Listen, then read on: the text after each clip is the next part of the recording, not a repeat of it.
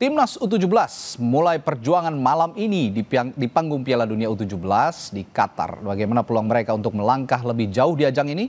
Kita akan bahas dengan analis sepak bola Muhammad Ihsan Mahar yang sudah bergabung melalui sambungan virtual. Selamat malam Ihsan. Malam Mas Radi. Oke, Ihsan, di uji coba Garuda Muda bisa tahan Pantai Gading ya kemarin. Nah, kalau melihat uji coba kemarin, apakah jadi jaminan malam ini kita bisa mengatasi Zambia kira-kira?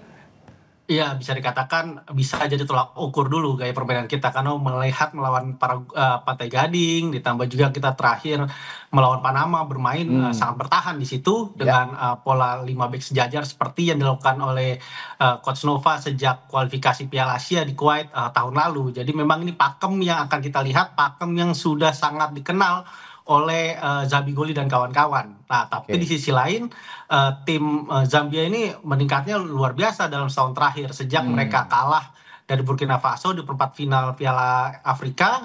Tapi mereka kemarin melawan Meksiko di Dubai menang 3-1. Itu hasil yang sungguh luar biasa dan kejutan bagi publik di Zambia juga itu sebuah kejutan besar dan bikin mereka makin pede gitu kan melawan Kaledonia Baru. Bahkan mereka catatkan lebih dari 80% penguasaan bola. Dan ada beberapa peluang bahkan pelatihnya Dennis Makinka menyebut bahwa seharusnya mereka bisa mencetak minimal 5 gol tapi sayang hanya bisa 3 gol mereka ciptakan. Jadi memang dilihat dari susunan pemain ini Zambia sedang dalam performa yang sangat positif, ditambah lagi mereka punya 2 pemain diaspora dari Reading dan juga dari Huesca Liga Spanyol untuk mengisi pos lini tengah yang masih sangat kurang di Piala Afrika lalu. Jadi tentu ini ujian yang sangat besar bagi kita. Ditambah lagi kita tapi di sisi lain juga kita masih punya banyak PR. Coach Nova dari sisi pertahanan cukup baik.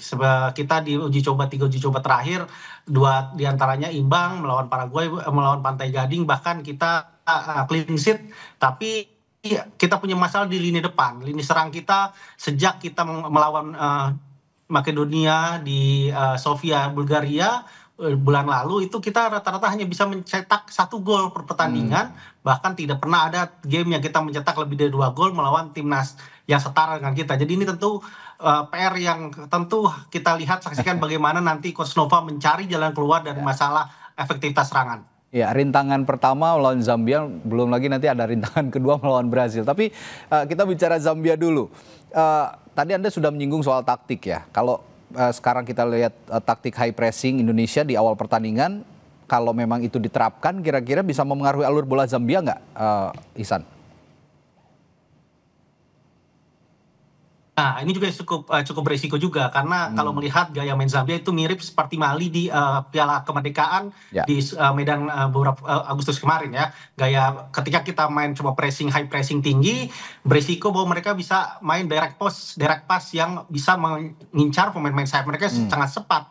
Karena di sini Zambia punya penyerang namanya Abel Salonyorongo, dia selalu bisa mencetak gol di 2 game di Dubai kemarin melawan Meksiko dan Kaledonia Baru. Itu tentu sangat berbahaya. Satu sisi juga kita harus mengantisipasi sedini mungkin pelanggaran-pelanggaran tidak perlu yang terjadi di dekat kotak penalti kita karena mereka punya back Jonathan Kalimina yang juga selalu mencetak gol di 2 game uji coba terakhir di Dubai lewat set piece langsung. Jadi tentu banyak hal yang harus dipikirkan. Seperti kita tahu di Piala Asia U17 kemarin kita bermain sangat taktis, bahkan kita adalah tim yang paling sedikit melakukan pelanggaran di sepertiga akhir. Nah itu harus diterapkan. Dan kalau untuk pertahanan ya saya merasa low block atau mid block itu pilihan yang paling realistis kita untuk menahan dan berharap serangan balik cepat lewat Fadli Alberto dan juga Zabigoli. Oke, nah kalau bicara tadi kita pertahanan yang sudah dipaparkan oleh Ihsan tadi. Kalau di lini belakang, ini kan Zambia punya keunggulan postur, punya keunggulan fisik dan kecepatan. Kira-kira komposisi back tengah, seperti misalnya duet pemain kunci, menangani duel udara melawan penyerang-penyerang Zambia yang punya postur cukup ideal, cukup tinggi. Bagaimana kira-kira?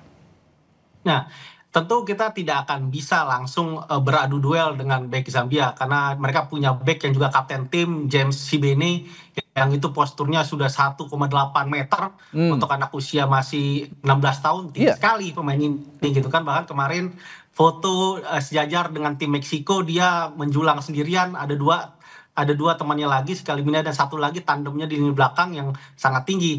kita mungkin akan sulit menghadapi langsung bola-bola mati, terutama misalkan sepak pojok tidak langsung dan juga corner. Satu yang bisa jadi kunci kita untuk bisa memanfaatkan bola mati adalah dengan second ball.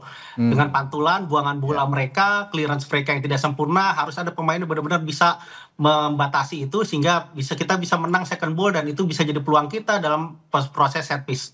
Oke, dan juga terobosan-terobosan goli yang dinanti ya tentunya ya. Punya kecepatan dan bisa mengacak-ngacak pertahanan Zambia nanti malam. Baik, terima kasih Bung Ihsan Mahar sudah menganalisis jelang pertandingan Indonesia melawan Zambia, Indonesia U17 melawan Zambia dalam Piala Dunia U17 yang akan berlangsung malam nanti di Qatar. Terima kasih, sampai jumpa lagi Ihsan.